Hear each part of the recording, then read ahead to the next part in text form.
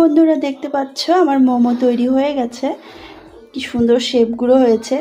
ভিডিওতে অত ভালো আসছে না, কিন্তু অরিজিনাল দেখতে হেবি সুন্দর হয়েছে, দেখতেই পারছো। তো এখন আমি মোমোগুলোকে বয়েল করে নেব।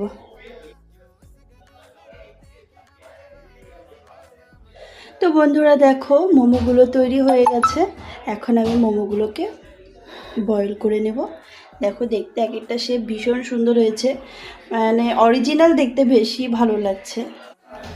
তো দেখো এখানে আমি অয়েল ব্রাশ করে নিয়েছি, আর এখানে আমি জল বসিয়ে দিয়েছি। জলটা গরম হয়ে যাক, তারপর এর উপর মোমোগুলো দিয়ে